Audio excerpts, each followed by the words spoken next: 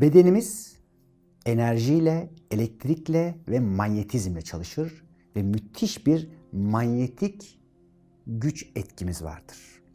Örneğin Uzak Doğu sporlarında, tapınaklarda yıllarca çocuklara ellerindeki manyetik enerjiyi güçlendirme öğretilir. Ve bir tuğlayı, bir tahtayı, hatta bir demiri kırabilmeyi, hatta kesebilmeyi öğretilir. Bunların birçoğunu bazen şov zannedebilirsiniz. Hani gelip de işte bir dövüş sanatçısı bir kiremite vurup kırıyor zannedebilirsiniz. Hayır. O elinin gücüyle değil, biriktirdiği manyetik güçle bunu yapar.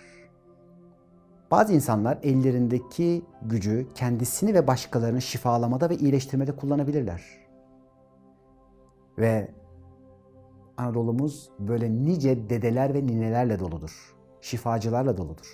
Her birinizin hayatında, çevresinde, komşularında vardır. Peki bu manyetik alan nasıl oluşur? Nasıl kullanılır? Gelin biraz bakalım. Birincisi, bu manyetik alanların çıkış yerleri avuçlarımız, gözlerimiz ve ayak tabanlarımız temeldir. Onun dışında bir de nefes yoluyla bu manyetik alanı aktarırız. Demek ki biz eğer bir şifa yapacaksak da veyahut bir gücü kullanacaksak da kullanacağımız temel enerji bu bölgelerden aktarılacaktır. Onun için okuma, hani dua okunur, nefes üflenir. Bazen bunu bize böyle hurafeler diye anlattılar. Dur sana bir okuyayım, üfleyeyim falan. Evet, gerçekten nefesle çünkü bu manyetik alan aktarılır. Bu manyetik alanın bedenimizde bir oluşum sistemi ve şekli vardır. Yediğiniz besinlerden elde edilen sistemin, ışığın ve varlığınızın, ruhunuzun algılama ve anlayış hızıyla, kainattan beslenebilme hızıyla aslında bu manyetik alanların çoğalması ve azalması mümkündür. Bu enerjiye odaklandıkça bu manyetik alanlar çoğalır. Önce bedeninizin etrafında bir eter oluşturur, eterik beden oluşturur.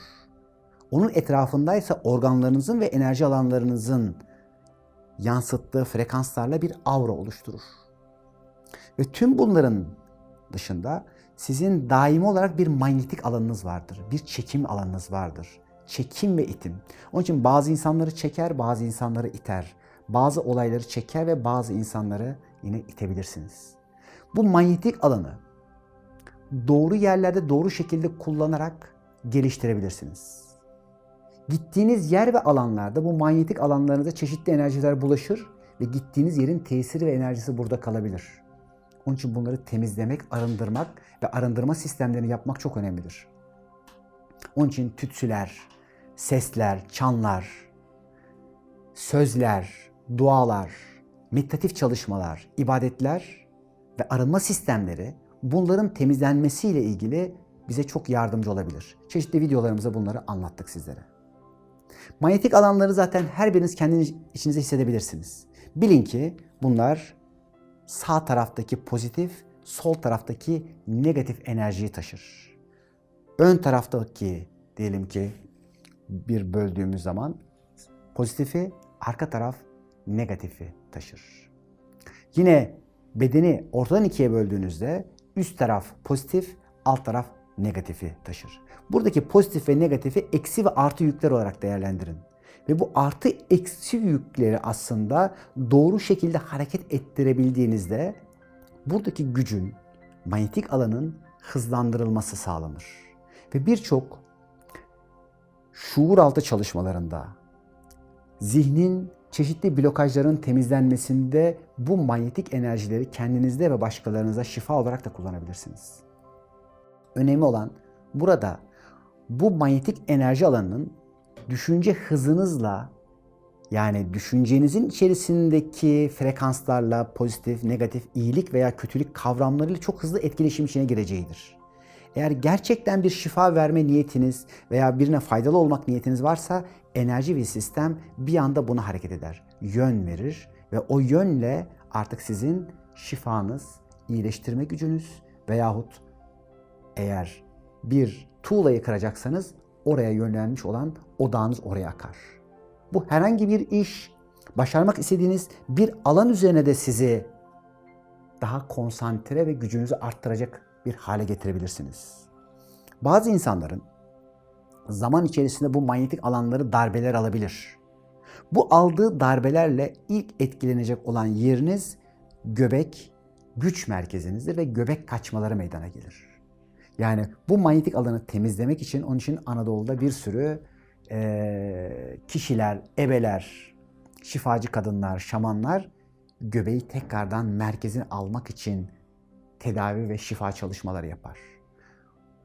Bu alanın bozulmasında sağ ayakla sol ayağın mesela boyları değişir. Kol boylarınız değişir. Omurgalarınızdaki çarpılmalar, yürüme bozuklukları, fıtıklar veyahut sağa sola doğru yalpalamalar başlar. Onun için enerjinin dengelenmesi bu güç merkeziyle başlar ki gücünü dengeleyen, gücü doğru kullanan bu manyetik alanı da çok doğru bir şekilde hayat içerisine aktarır. Bazı insanların yetkinliğinin ve gücünün çok daha fazla olduğunu, bazı insanlarınsa çok daha zayıf ve pasif olduklarını görürsünüz. Pasif olanlar, çok geri duranlar bilin ki bu gücü ve manyetik alanı yaymayan, kullanmaktan korkan insanlardır. Verilen gücü doğru şekilde kullandıkça ise çok daha yetkinlik, sorumluluk ve vazife duygusuyla beraber bütüne hizmet başlar. Her birimiz bütüne ve başkalarına da hizmet için yaşamak üzere buluşalım. Sevgi ve saygılarımla. Görüşmek dileğiyle. Hoşça kalın.